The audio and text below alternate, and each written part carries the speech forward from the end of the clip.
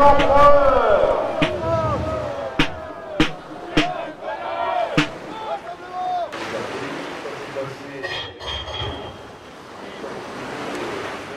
Soyez bienvenus. Je vous remercie. Nous sommes heureux de vous accueillir. On regarde les rangs. Parfait. C'est comme il nous vient de fait du local. On est heureux de vous accueillir. Merci de votre accueil. André, régiment d'infanterie, Légion de la Vistule, Pologne. Vive la France, vive l'Empereur! Vive l'Empereur!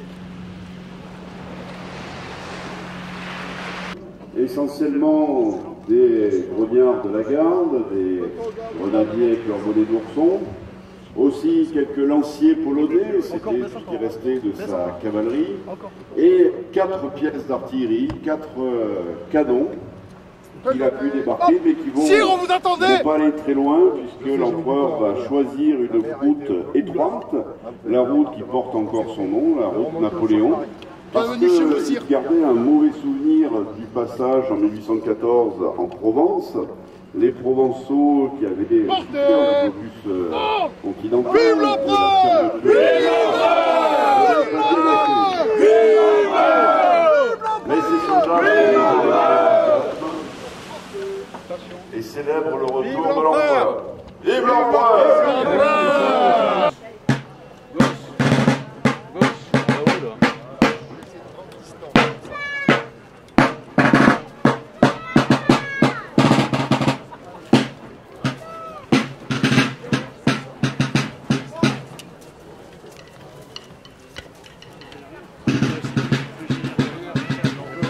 J'ai fait fonction de général.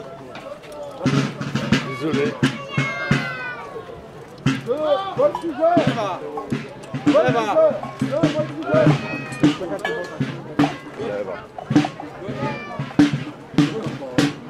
Gauche. Gauche.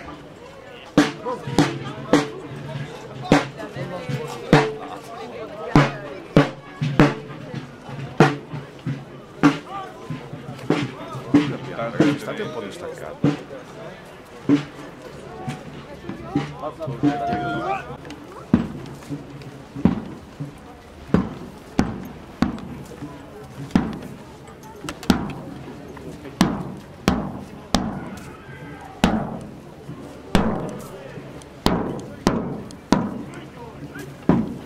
Monsieur le maire, bonjour. Depuis 2015, la commémoration de L'automne Napoléon n'a pas eu lieu.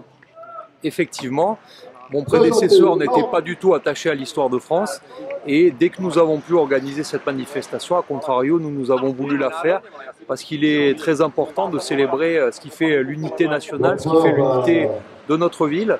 Et l'empereur, incontestablement, c'est le grand personnage de l'histoire du 19e siècle et même de l'histoire du monde. Et le fait qu'il ait débarqué le 1er mars 1815, c'est quelque chose de très important pour notre ville qu'il est fondamental de célébrer. Cette commémoration se passe sur 2 jours. Tout à fait, elle se passe sur les journées du patrimoine. D'habitude, nous avons l'habitude de la célébrer le 1er mars 1815, en tout cas le week-end le plus proche. Ça n'a pas été possible de le faire en 2021, en 2022 en raison de la Covid. Et dès que nous avons pu le faire, nous l'avons mis en place pour ces journées du patrimoine parce qu'incontestablement, l'empereur fait partie de ce patrimoine de la nation et du monde et que mieux valait le célébrer à une période qui n'est peut-être pas la meilleure, mais en tout cas qui est meilleure que celle de ne rien faire. Et comme en mars, ça n'était pas possible, eh bien, nous avons souhaité de le faire à une date qui permette de rassembler beaucoup de monde et qui permette aussi d'avoir une signification profonde avec ces journées du patrimoine. Chargez! Courage! Les bonnets d'ourson repoussent les Autrichiens. Ils ont goûté aux baïonnettes des Français. La bataille est toujours incertaine. Les Autrichiens en blanc, l'infanterie de ligne autrichienne attaque à son tour. C'est un nouvel assaut. Et les Polonais aussi attaquent avec les Français. C'est toute l'Europe qui s'affronte sur ce champ de bataille.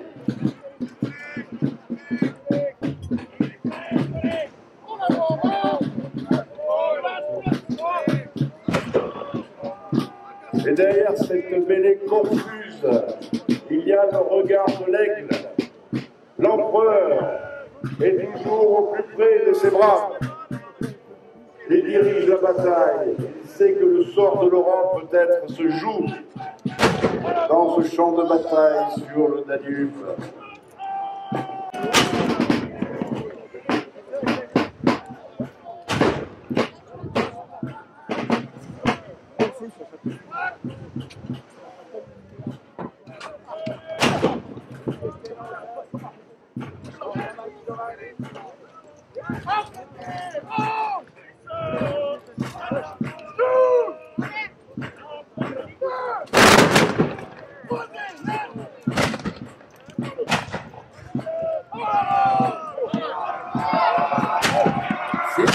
La bataille est incertaine, mais le 37e de ligne tient le front.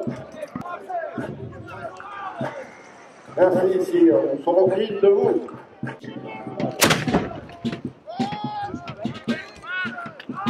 Leurs voltigeurs avec leurs fusiliers.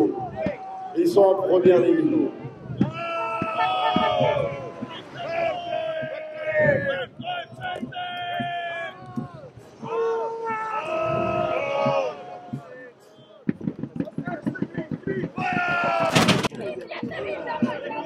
L'éternelle Saint a été meurtrière.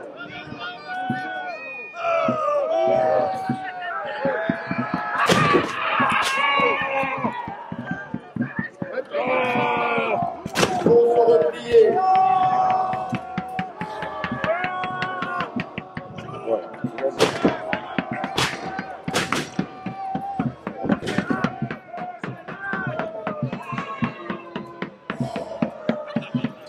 Napoléon ordonne le repli.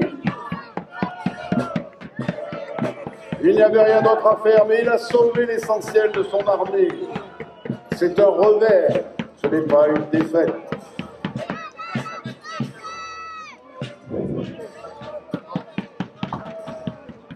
Et l'arrêt toujours vigilant à soigner les blessés, aussi bien les blessés français.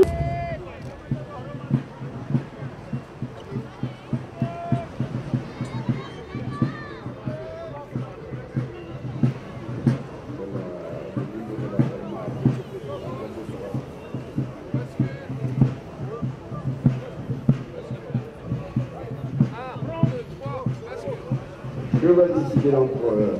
Encore un nouvel assaut? Encore des morts au risque de perdre son armée? Ou serait-il plus sage de se replier, de regrouper ses forces pour un nouvel assaut et vaincre finalement cette armée autrichienne plus redoutable que celle? Les blessés ne peuvent plus être soignés.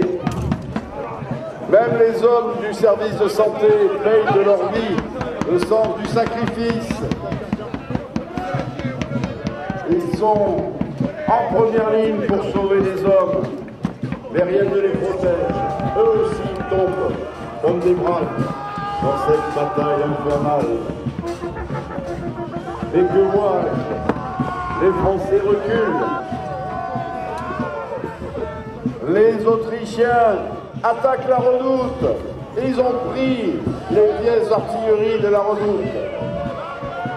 La bataille est en train de basculer. Sire, il faut faire quelque chose.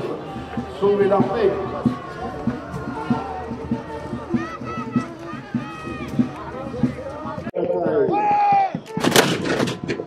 Celle-ci va se décider à la baïonnette. Et ils célèbrent leur Kaiser, leur empereur. Logique. Que les morts se relèvent.